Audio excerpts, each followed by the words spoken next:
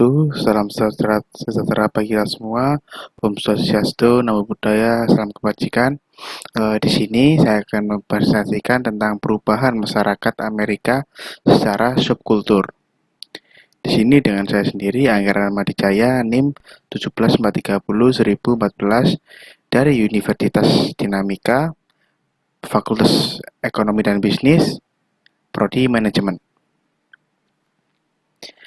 Subkultur segmen budaya yang lebih besar dan anggotanya memiliki nilai dan pola perilaku yang berbeda-beda.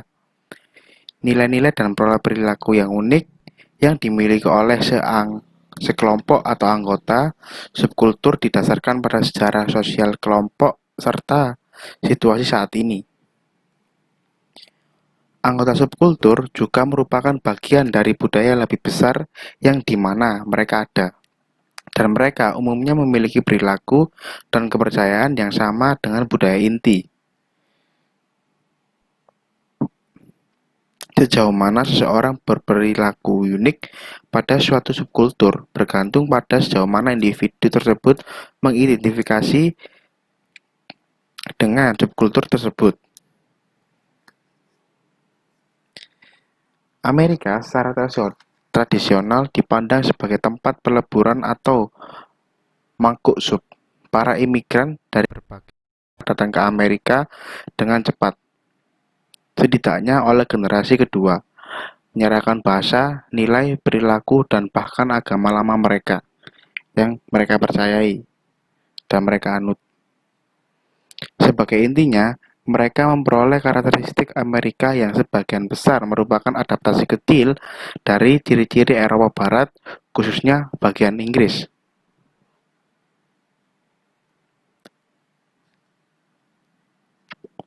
Budaya dasar Amerika cukup luas sehingga imigran baru tidak mengubah rasa campuran sampai tingkat yang terlihat.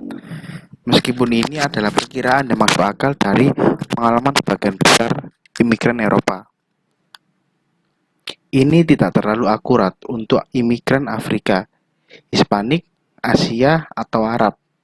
Juga tidak secara akurat menggambarkan pengalaman penduduk asli Amerika. Kelompok etnis. Budaya dasar Amerika cukup luas sehingga imigran baru tidak mengubah rasa campuran sampai tingkat yang terlihat. Meskipun ini adalah perkiraan yang masuk akal dari pengalaman sebagian besar imigran Eropa Barat dan tidak terlalu akurat untuk imigran Afrika, Hispanik, Asia, atau Arab, dan juga tidak akurat menggambarkan pengalaman penduduk asli Amerika juga. Subkultur etnis secara luas sebagian subkultur yang berperilaku unik anggotanya didasarkan pada kesamaan ras, bahasa, atau latar belakang nasional. Bahwa orang kulit hitam adalah cara tertentu dan orang kulit putih adalah cara tertentu dan orang Asia adalah cara tertentu. Nah, terus bagaimana dengan keluarga multiras? Dengan ini, saya tidak menghargai iklan McDonald's dengan orang kulit hitam yang bijak. Itu bukan asuhan saya. Banyak kampanye pemasaran didasarkan pada stereotip komunitas monorasial. Laju pertumbuhan yang ada di Amerika, laju pertumbuhan kelompok non-Eropa yang relatif lebih cepat disebabkan oleh tingkatan kelahiran yang lebih tinggi di antara beberapa kelompok ini dan imigran yang lebih besar. Imigran telah menyumbang lebih dari sepertiga dari pertumbuhan populasi Amerika Serikat selama beberapa dekade terakhir. Imigran telah menyumbang lebih dari sepertiga pertumbuhan nasional populasi selama beberapa dekade.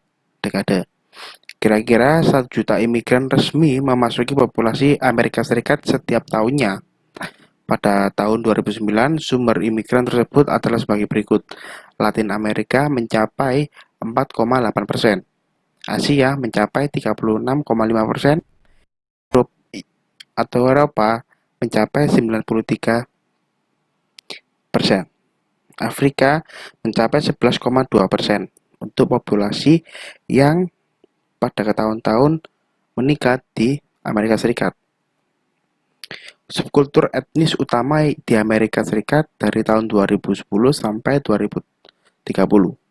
Yang pertama, masuknya etnis imigran tidak hanya meningkatkan ukuran subkultur etnis, tetapi juga memperkuat perilaku dan sikap unik yang berasal dari budaya asal kelompok tersebut. Yang kedua, warisan etnis seseorang yang bersifat permanen, pengaruhnya bersifat situasional. Artinya, sebagaimana jauhnya mana konsumsi seseorang dipengaruhi oleh etnisnya bergantung pada faktor-faktor seperti dengan siapa dia, di mana dia, dan isyarat fisik dan sosial lainnya. Itu dikarenakan orang harus berhati-hati dalam mengonsumsi bahwa perbedaan konsumsi yang dimatikan atau dirasa antar kelompok etnis disebabkan oleh etnis mereka. Perbedaan ini sering hilang ketika variabel demografis seperti pendapatan dianggap konstan. Amerika Afrika terkonsentrasi di selatan dan area metropolitan utama di luar selatan. Orang Afrika sampai Amerika rata-rata lebih muda dari populasi kulit putih dan cenderung memiliki pendidikan yang lebih rendah dan tingkat pendapatan rumah tangga yang lebih rendah. Namun, meningkatkan keragaman segmen ini adalah peluang bagi pemasar untuk menargetkan beberapa anggota grup ini dalam hal pendidikan dan pendapatan.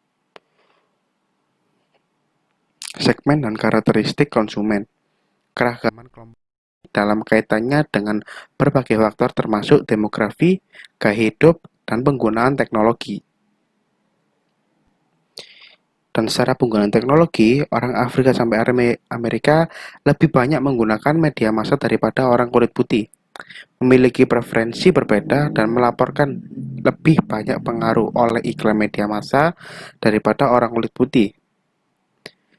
Dan sementara mereka konsumen media umum, mereka juga menginginkan media yang secara khusus ditargetkan pada budaya Afrika sampai Amerika. Seperti yang ditunjukkan bahwa ini adalah dalam kaitan dengan majalah Top, memasarkan ke Afrika sampai Amerika. Pemasaran ke orang Amerika sampai Amerika harus didasarkan pada prinsip yang sama seperti pemasar ke grup lain. Secara keseluruhan, penggunaan generalisasi yang hati-hati, yang dimana sering dilihat sebagai stereotip, adalah penting bagi untuk pemasar produk. Orang Afrika sama Amerika memiliki warna kulit dan rambut yang berbeda dari orang kulit putih Amerika. Kosmetik dan produk berupa yang dikembangkan untuk konsumen kulit putih seringkali tidak sesuai untuk konsumen kulit hitam. Banyak perusahaan merasa bermanfaat untuk mengubah produk mereka dan menargetkannya secara khusus ke orang Afrika sampai Amerika. Selain perawatan rambut dan kulit, contohnya termasuk Hallmark, memiliki baris kartu ucapan dan mahoni yang menampilkan karakter dan ucapan hitam. Barbie menawarkan boneka Afrika sampai Amerika. GM telah merancang Escalde dan model lainnya secara khusus dengan pemikiran orang Afrika sampai Amerika. Komunikasi. Kesalahan umum ketika berkomunikasi dengan kelompok etnis manapun adalah menganggap bahwa anggotanya yang sama berbudaya yang lebih besar, kecuali perbedaan yang dangkal. Kegagalan untuk mengenali hal seringkali mengakibatkan iklan yang ditargetkan pada orang Afrika sampai Amerika hanya menempatkan iklan standar perusahaan di media hitam, atau mengganti aktor kulit putih dengan aktor kulit hitam, tanpa mengubah naskah, bahasa, latar, atau simbol yang relevan dengan budaya mereka masing-masing. Hispanika, yaitu peluang bagi pemasar untuk menargetkan beragam anggota grup ini dalam hal pendidikan atau pendapatan. Pasar Hispanika ini sekarang menjadi subkultur etnis terbesar dan paling cepat berkembang di Amerika Serikat. Pada tahun 2030, orang Hispanik diharapkan memiliki 23% dari populasi Amerika Serikat. Keputusan untuk memperlakukan Hispanik sebagai subkultur etnis tunggal perlu dipertimbangkan. Faktor-faktor yang berkaitan dengan pengaruh akulturisasi bahasa dan regenerasi. Penduduk asli Amerika. Yang pertama ada satu suku aja, yang kedua adalah satu suku saja atau dikombinasi dengan suku lain. Yang ketiga, kombinasi dengan ras lainnya. Amerika, India, Asia. Meskipun beragam dan banyak hal, sebagian besar memiliki sejumlah ciri budaya penting. Yang pertama adalah mereka sangat menghargai pendidikan, khususnya pendidikan anak-anak mereka. Yang kedua, mereka prihatin dengan keamanan finansial dan menabung yang tingkat yang jauh lebih tinggi daripada rata-rata orang Amerika.